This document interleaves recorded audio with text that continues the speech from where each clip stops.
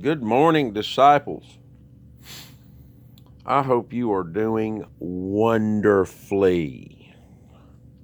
I really do. I've been praying for you, and I'm so pleased to be able to hear from you, hear what God is doing, primarily in Africa.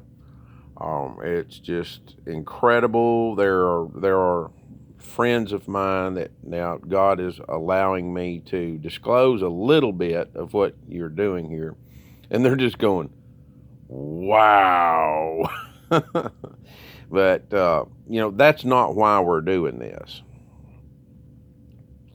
We're not doing this so people can say, wow. And the only reason I want those people to say, wow, is because I would like to see them begin to reach the world and for God to bring them people and create multiple streams of multiplication.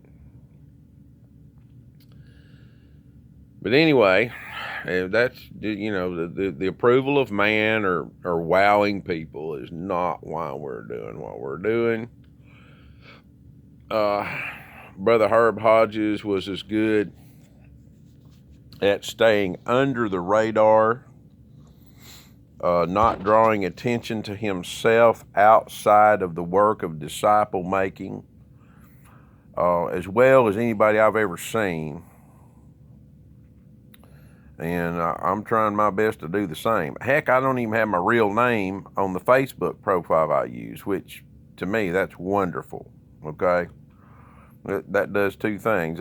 That's going to allow me to get into some countries because they don't check, when they check my Ken Jenkins social media, they're not going to find CN Sense, hopefully.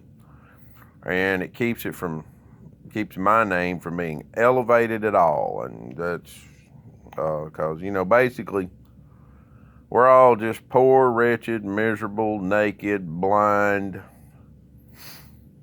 people that are doing the best we can to follow Jesus. But why do we want to follow Jesus? I mean, why do we want to make disciples?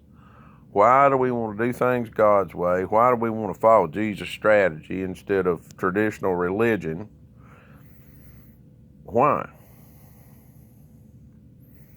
Well, the why is the return of Jesus. We want Jesus to see when Jesus comes back, all the problems in the world go away. They don't exist anymore. I mean, just think for a minute. Revelation chapter 21, verses 1 through 7, chapter 22, verses 1 through 7. Read those verses, and you kind of get a picture maybe in your mind when you read those passages of what this is possibly going to be like when Jesus returns. And I can't wait to see that. And I don't know if I'm going to see it from heaven. I don't know if I'm going to see it from earth. I would like to see it from earth. Okay? I really would. How is Jesus going to appear in the clouds all the way around the world at the same time?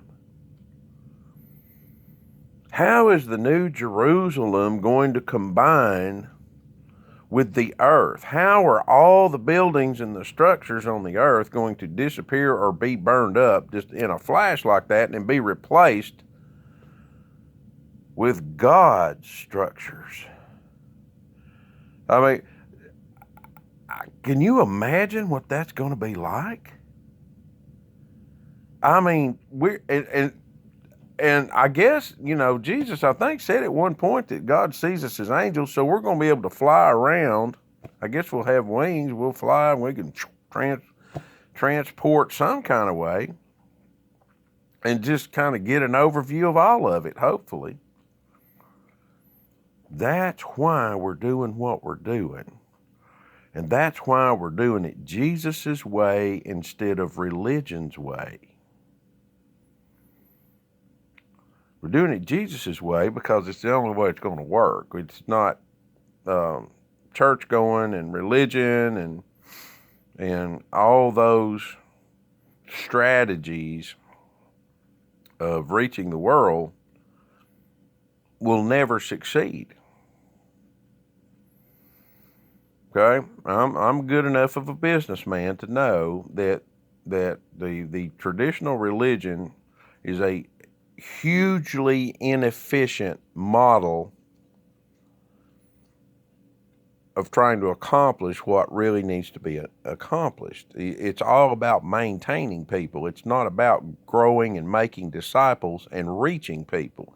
Jesus' strategy was about reaching people, multiplying, in other words, reaching many people very quickly with a minimum of expense and a minimum of inefficiency.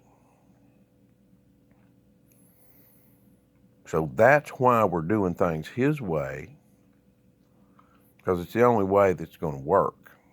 Religion's not going to do it. We've still got almost half the people in the world at this point that don't even know who Jesus is. Okay? That's how well religion and church going and missionaries has worked over 1925 years just about. It will never happen that way. It has to happen through multiplying disciples. Everybody in the whole body of Christ needs to be involved in sharing the gospel, baptizing the believers, and teaching them by example to live according to the principles God has laid out for us and multiplying. I think that's about all I have for today. I love you. I'm praying for you. Love hearing from you. Keep those messages, keep those pictures coming. If you could, send the pictures to the email address that I've sent out, I believe, on Facebook and WhatsApp. That would be much better, because I just don't want my phone to blow up so I can't hear from somebody when they need me. Love you. Ephesians chapter 1, verses 15 through 19. Pray it for yourself, pray it for the other disciples, pray it for your disciples, and pray it for me often.